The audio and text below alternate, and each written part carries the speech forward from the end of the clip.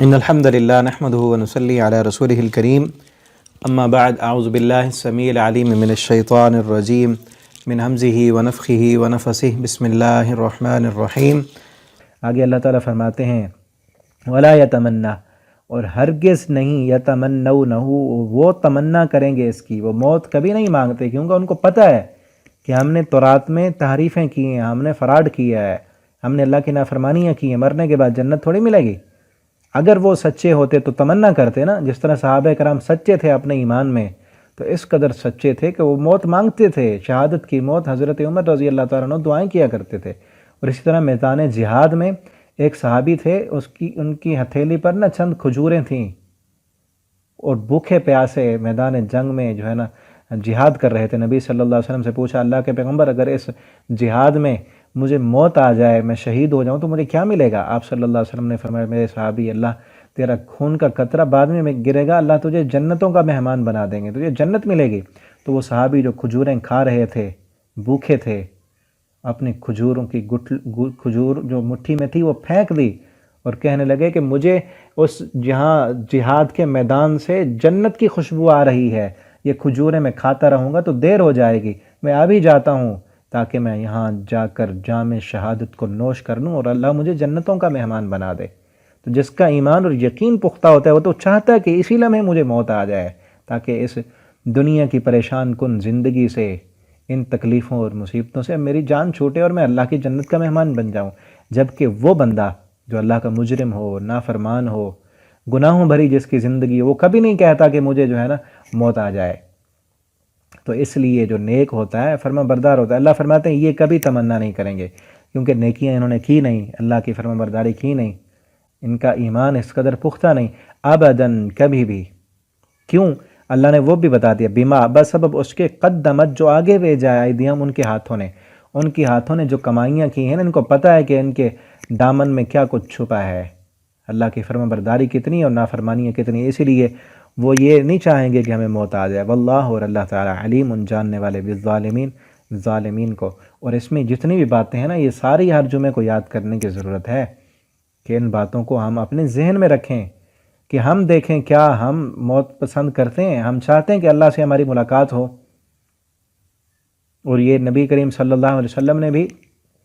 فرمایا کہ آپ صلی اللہ علیہ وسلم فرماتے ہیں، جو بندہ اللہ کی ملاقات کو پسند کرتا ہے نا، اللہ بھی اس سے ملنا پسند کرتے ہیں، اور جو بندہ اللہ کی ملاقات کو پسند نہیں کرتا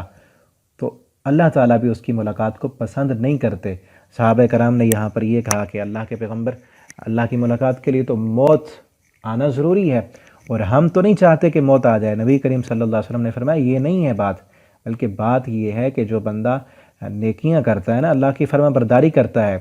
اور جب اسے جنت کی خوشخبریاں، جنت کی نعمتیں بتائی جاتی ہیں، اور اس کا ایمان مزید پختہ ہوتا ہے، اور وہ نیکیاں کرنے والا یہ تمنا کرتا ہے کہ مجھے ابھی یہ جنت مل جائے، ابھی چلا جاؤں۔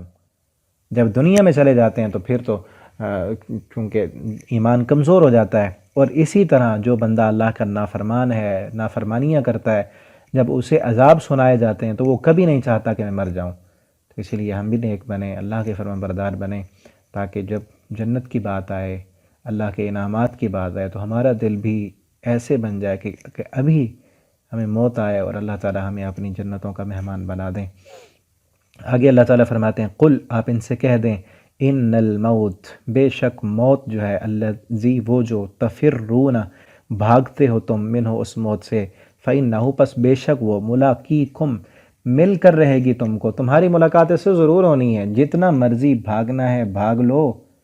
تم بچ نہیں سکتے اس موت سے، اس موت سے تم کبھی نہیں بچ سکتے۔ ثم، پھر، تردون، تم لوٹائے جاؤ گے، الی عالم الغیب، اس ذات کی طرف جو عالم الغیب ہے،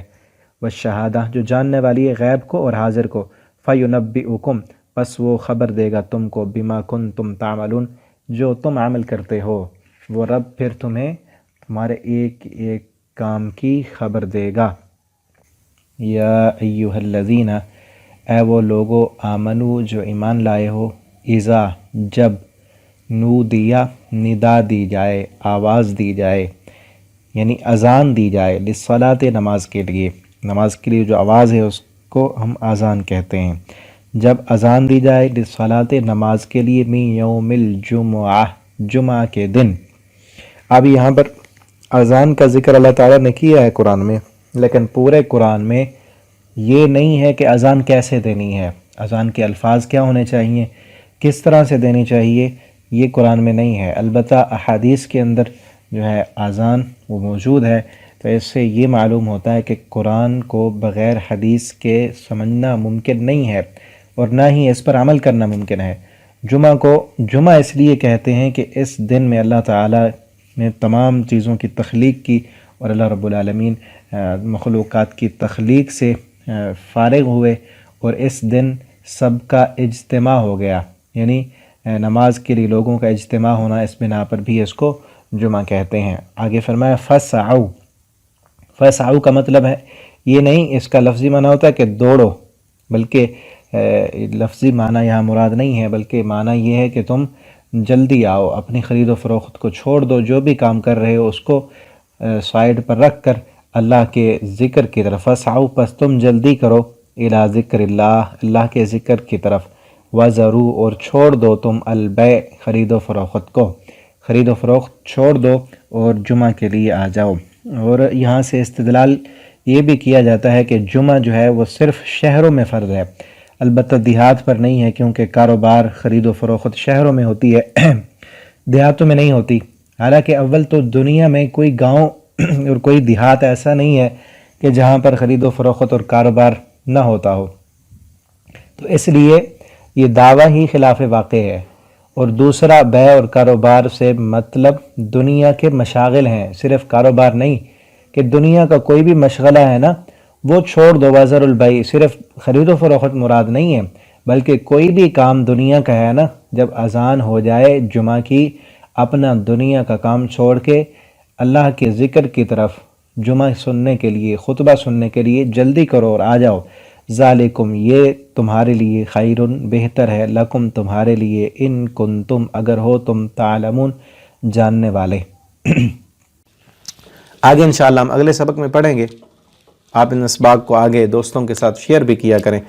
تاکہ آپ کے لیے صدقہ جاریہ بنے۔ انشاءاللہ کل کے سبق میں آگے انشاءاللہ ہم پڑھیں گے۔ والسلام علیکم ورحمۃ اللہ وبرکاتہ۔